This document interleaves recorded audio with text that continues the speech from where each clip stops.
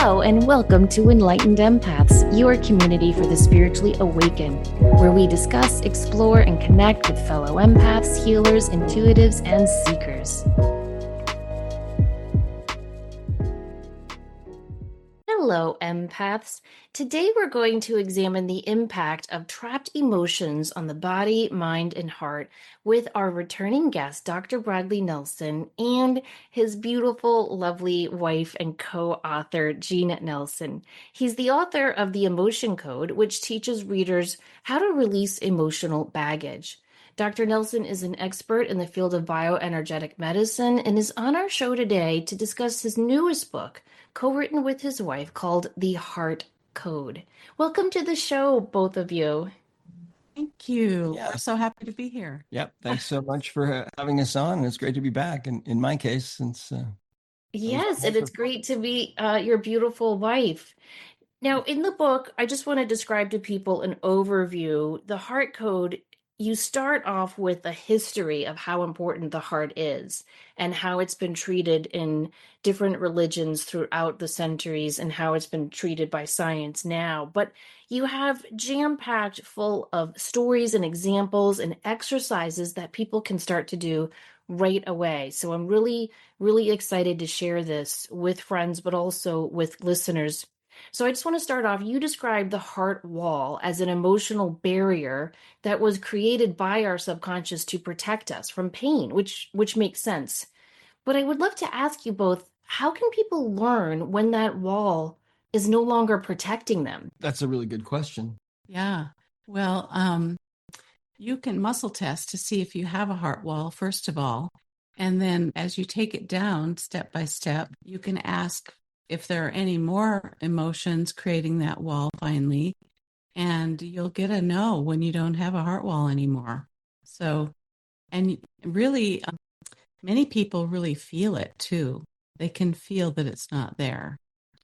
It's interesting because the subconscious mind builds the heart wall. It builds this wall of energy, this like a force field almost around the heart to protect the heart from being broken at some point when that's probably what you're feeling. You're being abused, or you're deep in grief, or you're in a breakup or a divorce or whatever it might be.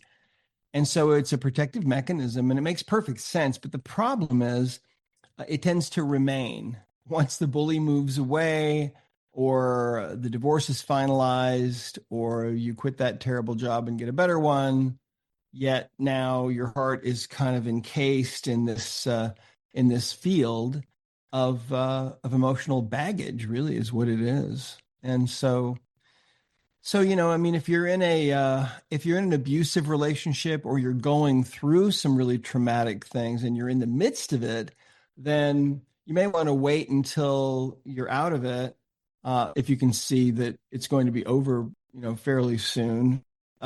And then get rid of your heart wall afterwards. Because what happens is when the heart wall is removed, you can feel more, right? It's true. Yeah. So obviously, we want to be able to feel happy emotions. We want to be able to feel joy and love and the good things in life. And the heart wall tends to keep you from feeling those happy emotions.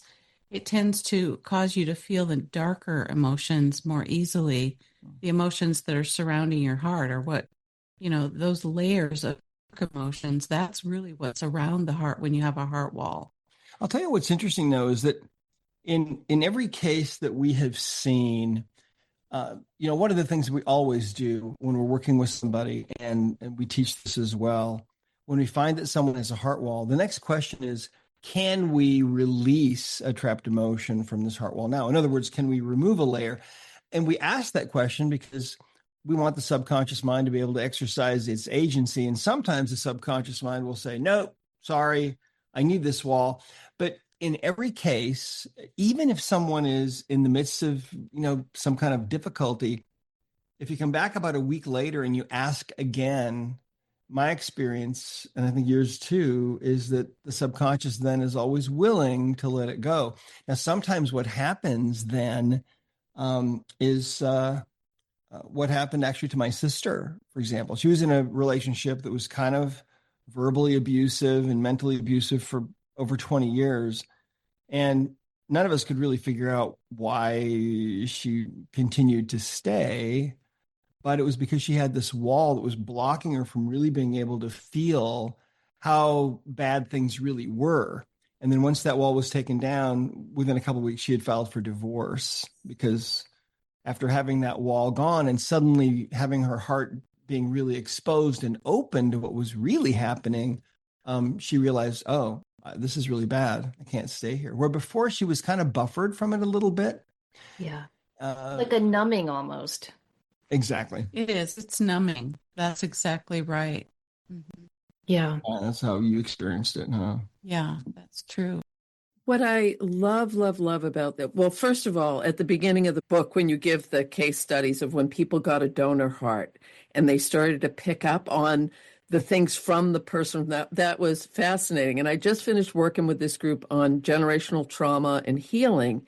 And my question, this is an odd kind of wing that question, but I was thinking, would the donor heart bring in the old pain from that generational line that the person who received the heart might be able to process and heal not only their stuff but also that generational line for the donor From heart? the donor. Yes, absolutely. That's often what happens Wow. because inherited emotional energy that we receive at conception, that we get from mom or dad, that they might have gotten, from their mom or dad, that might go back for many generations, that is often incorporated and becomes part of that wall. So when a heart is transplanted, those emotions go with it. And yeah, it's really interesting. They might go with it. Yeah. I mean, I personally haven't had any of my own clients that have had a heart transplant Mhm. myself. So, I mean, we have noticed, though, through many, many stories, how Mhm. people take on the affinities of the heart donor, or they take on that energy, whatever that heart donor had. So I imagine, they take on Yeah. that heart wall energy as well. One of the other fascinating things about this, just as kind of an additional thing, is that we've seen that where someone gets or not a heart transplant, but say a transplant of a kidney, and there are some trapped emotions in that kidney.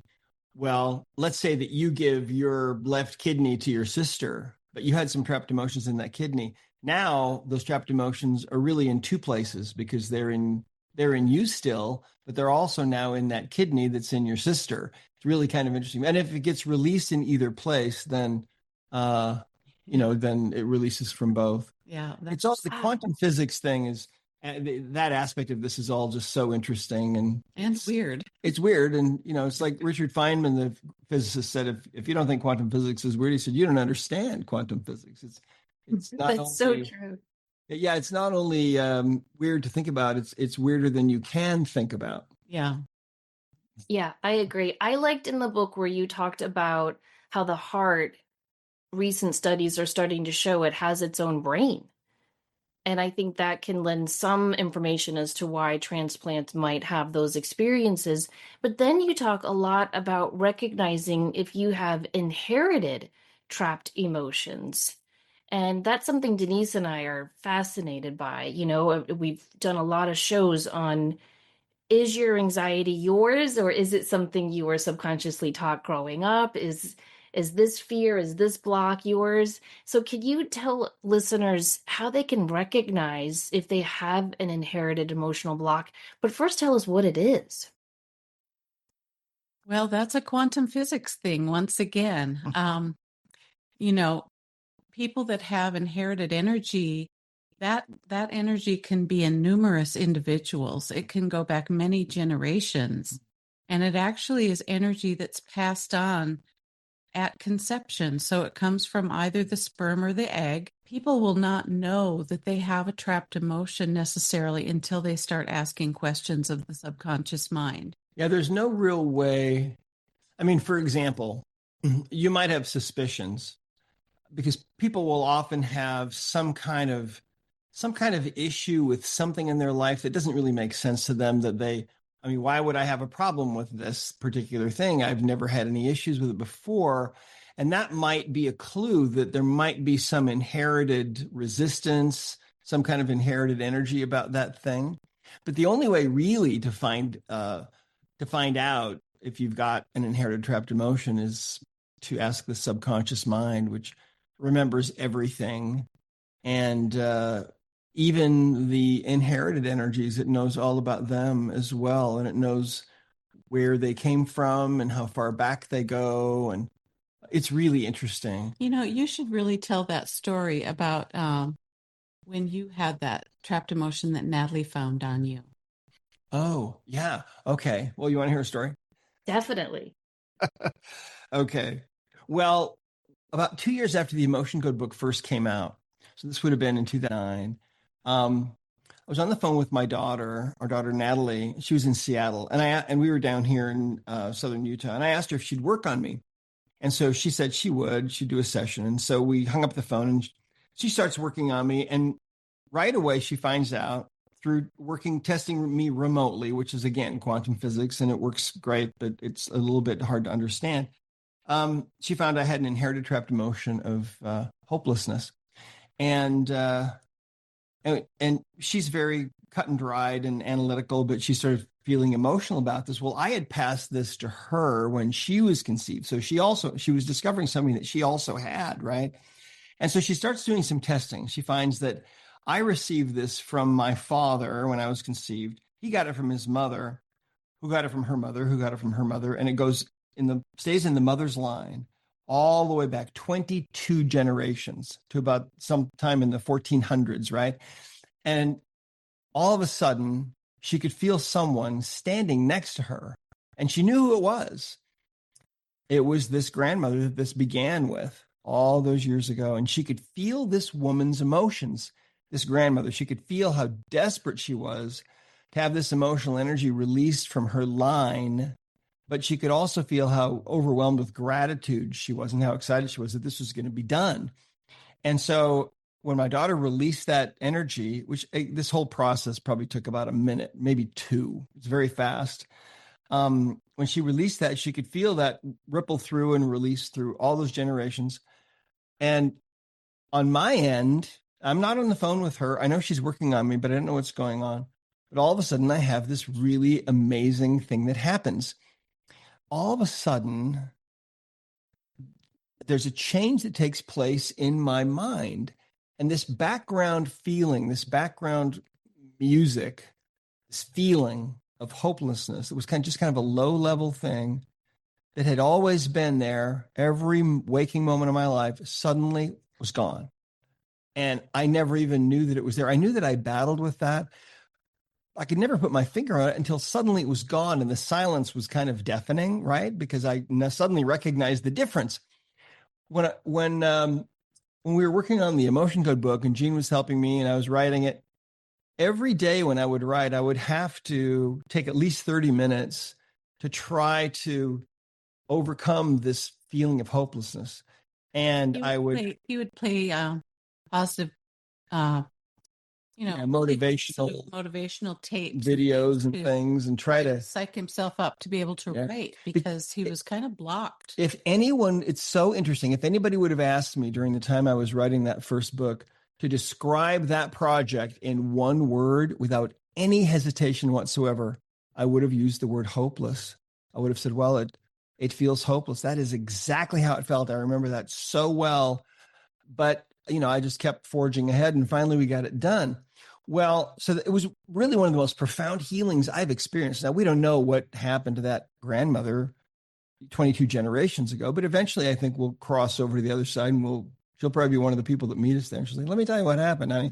Anyway, our daughter, it changed her life too, because she is one of the most amazing artists. She paints in oils. She does incredible, incredible artwork, but she had never painted anything until that emotional energy was released. And then about a year later, Jean and I went to this art showing where it was in Seattle, and all this art was just coming out of her. It was just amazing. And she has created some of the most beautiful artwork that we've seen. We have some. And then since then, she went to school to become an architect, and now she's in design school. So she's working on her master's. It really unlocked her capabilities. And Yeah. so She's if done you, a lot since that. so think about this in your own life. I mean, the first question is, do you have ancestors? Well, you probably do. Did some of them go through some traumatic things? Well, Mhm. somewhere along the line, they probably did, right? And depending on your ancestry, you might have ancestors that were enslaved or that experienced who knows what kind of trauma. And so that trauma tends to be passed down. Scientists know that this happens. They don't know how, but we do know how. And in fact, we're just about to start another research study on this with mice to show how we believe that we're going to be able to stop the inheritance of these emotional energies and stop them from repeating and going down the line. But I mean, it's possible that in your life right now, you might have trouble with relationships because maybe your eighth great grandmother was jilted at the altar, or maybe you have trouble with money because some other ancestor was thrown into the poorhouse or something. I mean, our lives, yes, they are a product in many ways of our own emotional baggage, but they're also a product of the emotional baggage that we carry from them. And one of the really cool things about it is with the emotion code, when you release inherited emotions from a person that's living, it also seems to release, according to the testing, from those ancestors, however far back that may go. So, Back as well as forward, yeah, which is exactly. exactly what you're saying. And I was doing some genealogy research, and I noticed that my paternal grandfather, there was a huge age gap between he and his youngest sibling. And, I'm Act Three, so my grandparents would be quite a bit older. And I thought, well, that doesn't make sense because all the kids were spaced like 2 years, 2 years, 2 years. And then he was 10 years old and the next baby was two. So I started digging around and found that that great great grandmother had lost four children in Oh, between. Oh, wow. And so she had lost a 1 year old, a 4 year old, a newborn, and a 6 month old in that time period. And then I started thinking about how many things. The beautiful part of this is we're finally at a place in society and culture where we're expressing emotion, where we're sharing this, where we're able to release it. Whereas when you go back, it was tap it down, don't talk about it. It didn't happen. So Yeah. when we've all inherited this stuff that has been held for so long and for so many generations, I really think it's part of the transformation that's happening on the planet right now in a Oh, beautiful, absolutely. beautiful way. You're yes. absolutely right, Denise. No Very question about freeing. it. Very freeing for I ourselves. I have to tell you one other story from probably about 5 or 6 years ago. One of our practitioners told us that she was working on herself in her room, just by herself, and she found that she had an inherited trapped emotion of shame that she had gotten from her mother when she was conceived, and she got it from her mother, and got it from her mother, and got it from her mother. So it was her great. I think it was her great great grandmother, and all of a sudden, this woman appears in her room, and it's this great great grandmother. And she, which sounds crazy, but this is what she told us. And she explained that what had happened to her was that she was sexually abused as a child and for many years. And things being the way they were back in those days, the shame of it was so great and so crushing that she could never tell a soul about it. And so she lived her whole life and died an old woman and took the secret to the grave, right? And then all these years later, here's this great great granddaughter that's uncovering this. And so she told us that she released it, and the two of them wept together, which is just like one of the most wild stories that you'll ever hear. But I believe it's true. That gives me chills. Well, I'm weirdly fascinated by the CIA's remote viewing projects like Project Stargate. So I've done too much research into all of that. But what they show backs up what you guys are saying, that it's very easy to contact the subconscious. And they have one whole report that simply shows that every known event, every known answer, it's all there in the sea called the subconscious, and it's just waiting for us to quiet our mind to dip in and ask it. And so I found it interesting that science, from that government arm was able to back that up. And they also say that everything is now, there is no time. So everything you are looking for, you can look in the past, present, or future, and you can reach out that way. So I think that's a beautiful story you shared, and it makes perfect sense to me that somehow that great great great grandmother felt that energy of healing, which is absolutely amazing. And I like the way you guys say it's very easy to talk to the subconscious mind. You can quiet your mind, but you can do a lot of physical things. And I loved the sway test. Can you guys talk about how people can do that? Sure. When you do the sway test, you just stand straight and put your arms down at your sides and, make sure that you have kind of a wide stance so that you feel stable. And then you just allow yourself to, as you're envisioning or thinking about a certain thing, like maybe you're thinking about something really powerful that's very negative, like war, then your body will sway away from that thought backward, and you'll kind of find yourself rolling back on your feet because it's kind of like how plants will grow towards the light, or if something poisonous were put into an aquarium, the fish would swim away from it. It's that kind of response. It's like our bodies know that there's something negative right in front of us that we're thinking about. So then, you can change that up and you can think of something very, very positive, like you can think of the power of love and all of the beauty in that thought, and how it knits people together and makes people feel united. And your body will tend to sway forward and you'll find yourself rolling up onto your toes. It's really cool. It's so simple to try. You just have to let go of the control that you tend to want to have. It can be surprising for people when all of a sudden they're thinking about something really positive or really negative and their body suddenly starts to sway one way or the other. It can be kind of a shock almost, but the subconscious mind is very willing to speak to you. And then with this work, what you can do is you just simply ask questions. Yes, you're looking for either a yes or a no. A yes is a forward sway. A no is a backward sway. Mm-hmm. So you can ask yourself, do I have a trapped emotion or do I have a heart wall? One of those kinds of questions. And then you'll sway one way or the other. You have to just be patient and give it a few seconds and it'll happen.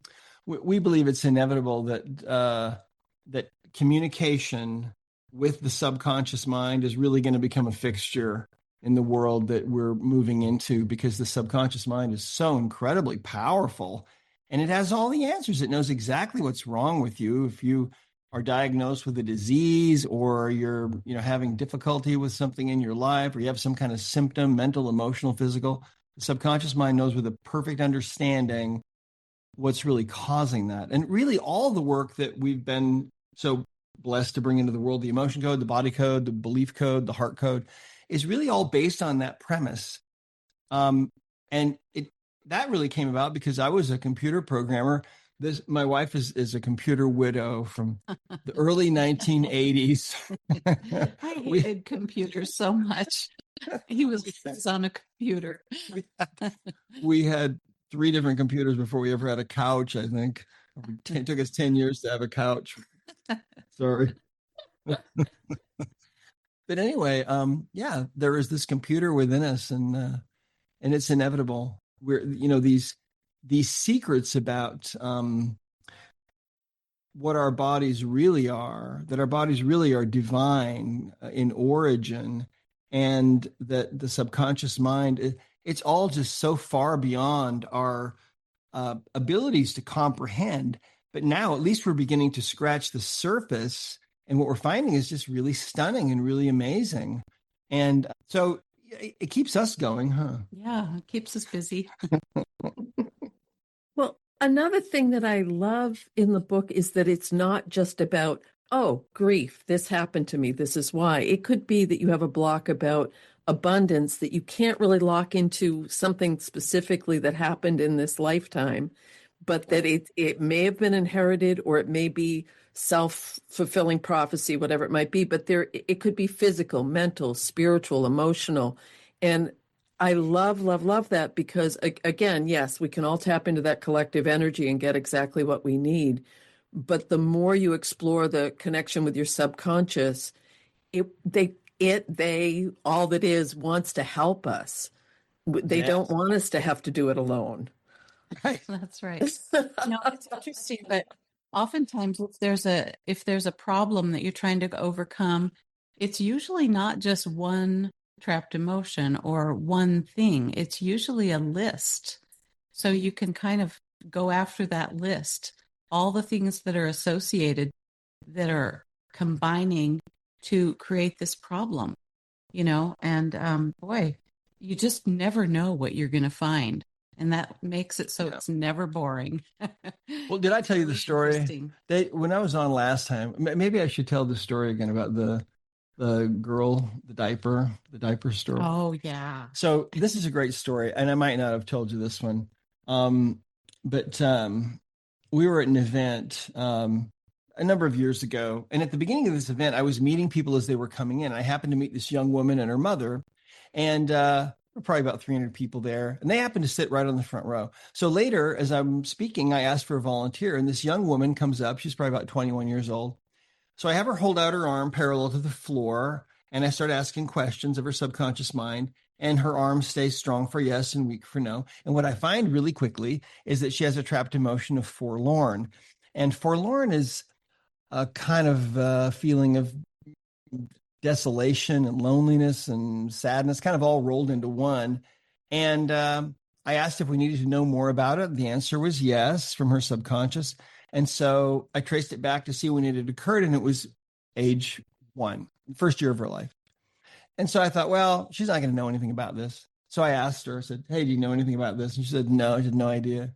But I remembered that she had showed up at this event with her mother. So I looked out of the audience, and there's her mother in the front row, and she's as white as a ghost, and her eyes are like saucers, right? She's got her hands kind of covering her mouth and nose. And I said, hey, do you have any idea what this might be about? And she was really embarrassed, but she said that she thought maybe she did. She said that back in those days, she used to use cloth diapers for her daughter. And one day she accidentally pinned her daughter to her diaper and didn't know about it until she changed her the next time.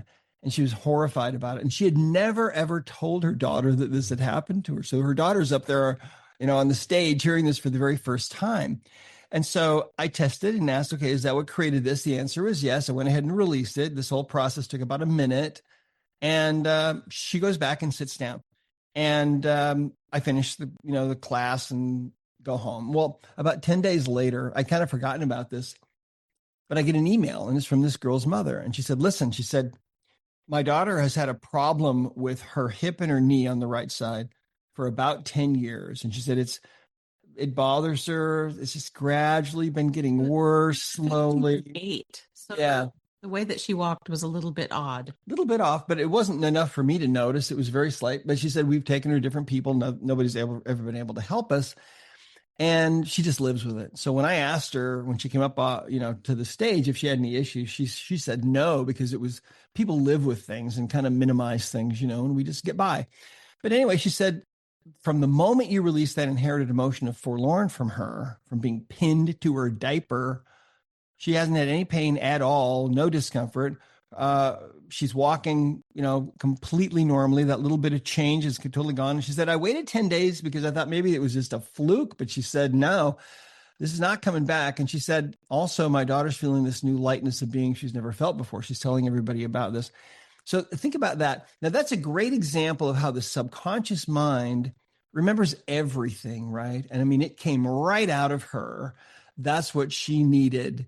Her mom had never told her. She had no idea, no memory of it. And yet the subconscious remembered exactly what had happened. There's always a cause and effect when, emotional energy is involved.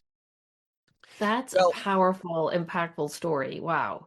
Yeah, isn't that interesting? So, what might have happened to you when you were very, very young? How much do we remember from the time that we were kids? And, you know, the reality of it is the subconscious remembers all of it, but things that happened way back then, or even in the womb, I mean, it's not unusual to find trapped emotions that were not inherited, because those come at conception by definition, but that were picked up or absorbed rather during those 3 trimesters, usually from mom. So mom is feeling betrayal or grief or whatever, and that's a specific vibrational frequency. The mom is vibrating with that frequency. The baby in there is vibrating that frequency too, and the baby ends up with it. And then, 40 years later has, some kind of intractable neck problem or hip issue or whatever. And that's what it's causing. That's the most amazing thing, is that the number one reason why we have physical symptoms, physical pain especially, is because of emotional baggage. I mean, we see it all the time. They're messages, really. Exactly. The issues that we have are really messages from our subconscious mind. Yeah, it's trying to communicate to us saying, hey, you got a problem here. And the only way that it knows how to get our attention is through pain. There was a lady, we were just in Switzerland at the Find Your Flow Summit in Basel, and a woman came up on the stage with me who had heel spur pain, right? Really bad for years. And it was a 10 on a 0 to 10 scale, years. And just releasing a few trapped emotions. And I think one of those was inherited, or maybe 2 of them. And she walked off the stage completely pain-free. This is the kind of thing we see all the time. And we've certified over 15,000 practitioners now all over the world. And they're all finding the same thing. I mean, pain is usually from some emotional thing you went through. Not always, but most of the time. And you guys recommend using a magnet when you're removing those trapped emotions, but you say you can also use your hand. But Yeah, could you talk a little bit about the magnets? Because I found that fascinating. sure. Well, when we were first developing all of this, we were using, relatively expensive, high grade magnets, right? Right. We were using them instead of physical therapy equipment because we found that this particular type of magnet that we had was more effective in helping our patients to feel better than our physical therapy machines that we had. So we just got rid of the whole suite full of physical therapy machines and sold them. Yeah. And we were having people buy these little magnets so they could take them home and use them whenever they needed it. Yeah, and these magnets are widely available. I mean, they're made by a company called Nikken, the Japanese company, Nikken. It's still around. So that was kind of how this developed, releasing emotions using these magnets. And so then when we got to when we were, when you were helping me. Yeah, when we finished the book, we thought, well, we don't really want to require people to have to go out and buy a magnet to be able to do this modality. We just want people to be able to release the energy. So we realized we'd never really tested other strengths and polarities. And so we started testing, and we found that it doesn't matter what polarity magnet, it doesn't matter how strong it is, it doesn't matter how weak it is. In fact, if you don't have a magnet, you can use your hand because it's also magnetic. Yeah, because we all have a magnetic field, and our hand will emit magnetic energy, and it's enough. It's all about your intention. So we found that they all work. And so think about this. I mean, the most powerful healing device in your home is probably from your plumber. It's stuck to your fridge. Think about that. It's a magnetized business card. Maybe not all by itself, but when you combine the magnetic energy with your intention and what you're trying to do, when you're trying to release something, then it works great. It's really powerful. And you can use your hand, and I use my hand mainly, and it's convenient because I usually have my hand with me all the time. I always take my hands along. Yeah, I mean, why not? Do you need to work directly with the individual? Because I'm thinking about people who may have cognitive issues or unable to communicate, or they may be completely unwilling to try this. We absolutely talk a lot about this and do have a very strong opinion about it. Everyone that comes into this world has free will. Basically, we all have, that heavenly gift, basically, that we can choose in this life what we want to do. And so we never violate that. We always honor people's desire, whether they want to be worked on or not. And if they don't want to do it, that's fine. We just say, okay, that's great. Maybe you'll want to do it later, or maybe you won't. It's okay either way. Yeah. If it's a child, then we always have to go to the parent because they're responsible, and the child maybe isn't old enough or mature enough to make that choice. If you're a little older and you have an adult child, you do still need to get their permission. However, Absolutely. if it's a child of yours that is, younger than legal age, then you can go ahead and work on them if you want to. But we always recommend that, try to get them involved if you can. It'll help. Yeah, it actually creates quite a bridge between people, between a parent and a child. And if the child feels that they're being helped, they're going to want to have that help, generally. Yeah. By the way, kids are learning this work all over the world. In fact, we're very excited. We're going up on the 4th of December up to the Standing Rock Reservation, and we're going to one of the high schools there. We're going to be teaching about 100 kids how to do this from about 6th grade to 12th. So they're going to pick it up really quick, and then they're going to be able to start releasing their own energies and their own ancestral traumas. We're so excited about this. This is a big part of what we do. We have full-time staff working just on the Native American side of this, trying to get us connected so that they can start healing, because there's so much trauma there. Yeah. I don't know if anyone heard the dog barking in the background a minute ago, but I just have to say that this work is so powerful with animals and can really change the behavior of an animal. So much of the behavior that's negative that animals display is emotionally based. And if you clear those trapped emotions from an animal, oh my gosh, they will just love it. And, it doesn't matter if it's a dog or a cat or a horse or what, but, I can't tell you how many times we've had horses just nuzzle us and love on us because they are so grateful. And energies cleared that are in their way. Well, and not to mention that, they immediately stop being lame in most cases, and also often start winning medals and just crazy things. Yeah, they love it, and it also works. Well, yeah, you have a whole, I think it's chapter 11 is all about how to communicate with your animal and get to their subconscious and release those heart blocks. And I think that's something we all need to do for our four-legged friends. I also really appreciate the way you guys talk about prayer and how simple it is to just talk and ask for help and guidance. And you have great stories in there to show that we're not doing this work alone. We have unseen helpers with us all the time, but we have to ask. But I appreciated you guys mentioning that, because I think we all need those reminders. Do we have time for one more story? Yes. Oh, please. Oh, okay.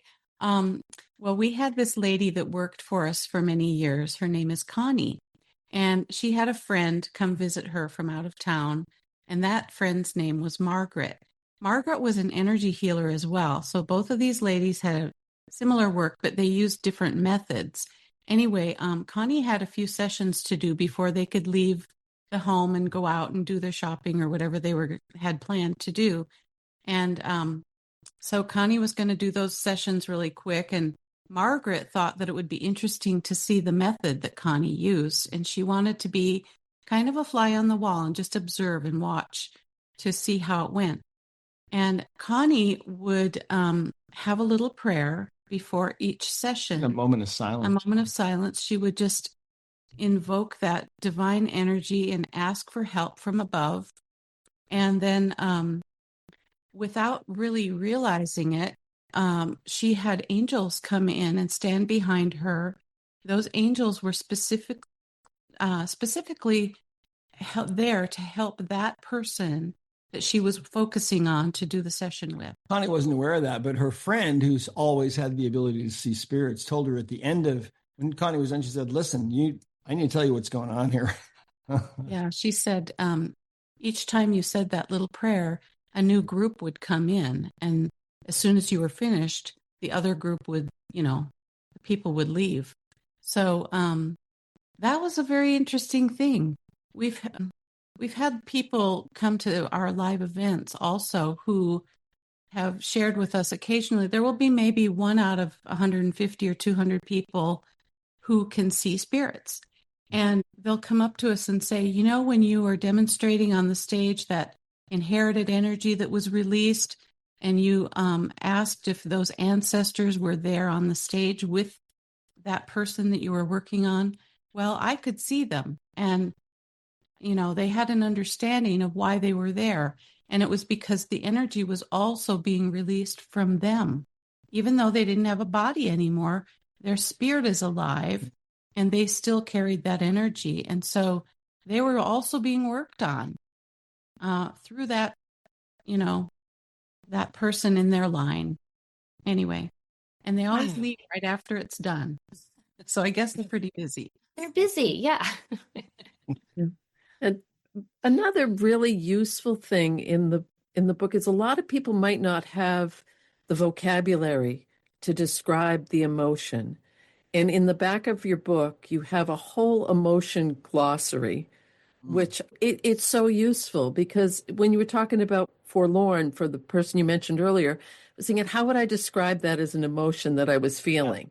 So Right. just having a little blurb that you can look and it might be like, I didn't realize it was shame or being forlorn or being abandoned, but just being able to check in with that, it's a great, great resource. So thank you.